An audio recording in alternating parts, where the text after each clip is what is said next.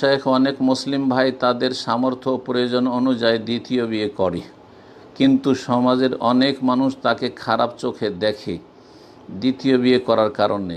যারা খারাপ চোখে দেখে অথচ সে ভালো মানুষ যদি সুবিচার করে, তাহলে তারা জাহেল, মূর্খ এবং তাদের দিনের কোনো জ্ঞান নেই।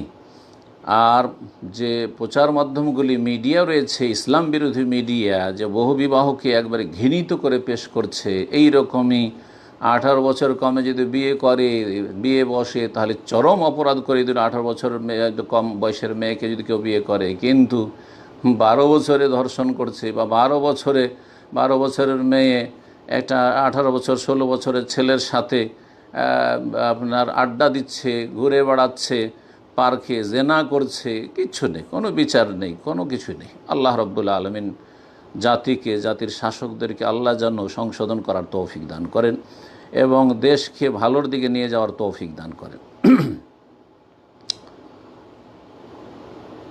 তো যেটা বলছিলাম, যে প্রশ্নে বলছেন যে দ্বিতীয় বিয়ে করার কারণে খারাপ মনে হয় যে সে অনেক খারাপ কাজ করেছে, এমনকি তাকে লুচ্চাও বলেও গালি দেই। তারা মূর্খ, জি, তারা মূর্খ, জাহেল, দিনের কোনো জ্ঞান নেই তাদের। আর না হলে ইসলাম বিরোধী। তারা দুই রকম শক্তি এইসব কাজ করে, এক হচ্ছে জাহেল আর এক হচ্ছে জালেম। জালেম হচ্ছে ইসলাম বিরোধী শক্তিগুলি, সে মোনাফেক, নাস্তিক শক্তি অথবা বিজাতি, কুফরি শক্তি। আর না হলে আপনার মুসলিম সমাজের জাহেল, মূর্খ।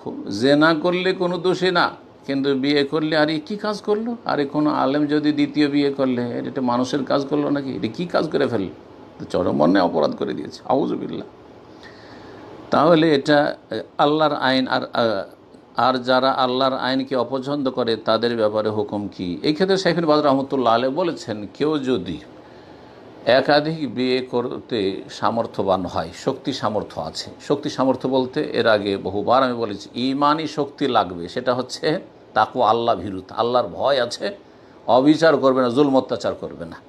যে দ্বিতীয় বিয়ে করার পরে আগেরটাকে ভুলে গেল, অথবা আগেরটার চাপের মুখে কয়েকদিন একটু আমোদ ফুর্তি করে নিল, তা আগেরটার চাপের মুখে দ্বিতীয়টাকে কয়েকদিন রেখে, কয়েক মাস রেখে তালাক দিয়ে দিল, এইরকম হবে না। এত দুর্বল ইমানের হবে না।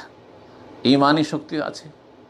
দ্বিতীয় হচ্ছে শারীরিক শক্তি আছে। 2-3টে বিয়ে করলে তাদের শারীরিক চাহিদা যে রয়েছে মানুষের, সেই চাহিদা পূরণ করবে, তাদের এই ফাফুন নাফস, গুনাহ থেকে বাঁচাতে পারবে। তৃতীয় শক্তি হচ্ছে আর্থিক শক্তি থাকতে হবে, মানে অনেক বড় ধনী হওয়া নয়, বরং তাদের ভরণ পোষণ দিতে পারবে। 2টো স্ত্রীকে 2টো বাড়ি দিতে পারবে, চলার মতো বাড়ি হলেও চলবে, কিন্তু 2টো স্ত্রীকে আপনার পাশাপাশি 2টো রুমে, আরে অনেক মূর্খ আছে এক রুমে, আউযুবিল্লাহ মিনাশ শাইতানির রাজিম। এক মূর্খ আমাদের ডিস্ট্রিক্টে বিয়ে করেছিল, তো ওই গ্রামের এক ছেলে আমাদের সাথে লেখাপড়া করতো, তো সে বলছে যে সে বিয়ে করেছে, আর বিয়ে করার পরে এক রুমে 2 স্ত্রীকে নিয়ে থাকে। তো এদের জন্য হারাম বিয়ে করা, মূর্খ। আর পাশাপাশি 2টো রুম, অনেকে আমাদের দেশে বিয়ে করে, পাশাপাশি 2টো রুম রয়েছে, একই উঠানে 2টো স্ত্রী রয়েছে, আর ফাটাফাটি, প্রতিদিন ফাটাফাটি, মারামারি 203-এ চলছে। আর এই কাপুরুষ ফ্যাল করে তার কাছে কিছু করতেও পারে না। তো একসাথে এরকম 2টো স্ত্রীকে একই উঠানে নিয়ে থাকবেন, আর ঝগড়া বিবাদ করবেন, আর অশান্তি রাখবেন না। এইভাবে ছেলে মেয়ে কখনো মানুষ হবে না, আর আপনি আল্লাহর কাছেও মুক্তি পাবেন না। তো বহু বিবাহ করা, আজকাল এক শ্রেণীর লোকেরা মনে করে যে বহু বিবাহ করতে পারলে মনে হয় অনেক বাহাদুরি। এটাও অত সহজ বিষয় নয়, আর অত মুশকিল বিষয় নয়। মধ্যম পন্থা অবলম্বন করতে হবে। যার ক্ষমতা আছে, আবার বলছে ইমানি ক্ষমতা, শারীরিক ক্ষমতা, আর্থিক ক্ষমতা আছে, বেশি বেশি বিয়ে করুন।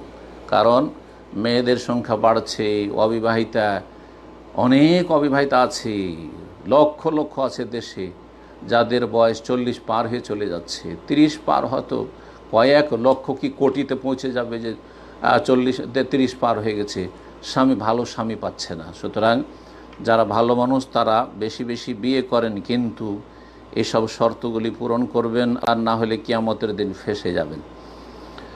কেউ যদি ঘৃণা করে অথচ সে ইনসাফ করছে, তারপরও বহুবিবাহকে ঘৃণা করে বা বহুবিবাহকারীকে ঘৃণা করে, তো এটিকে শেখ ইবনে বাজ রাহমাতুল্লাহ আলাইহি কুফর বলেছেন। কারণ আল্লাহর বিধানকে কি করলো? ঘৃণা করলো।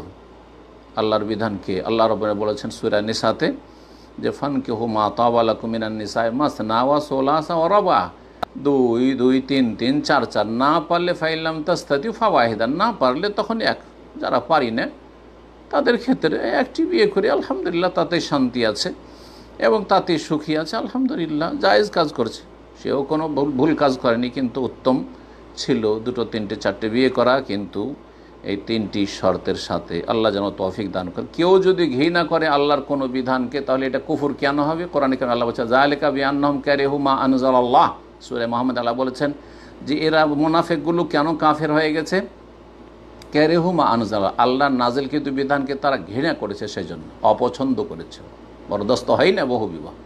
ফাআহবাত আমাল, সুতরাং তাদের আমলকে আল্লাহ নিষ্ফল, ব্যর্থ করে দিয়েছেন, বরবাদ করে দিয়েছেন, আমল নষ্ট হয়ে যাবে কুফরির কারণে।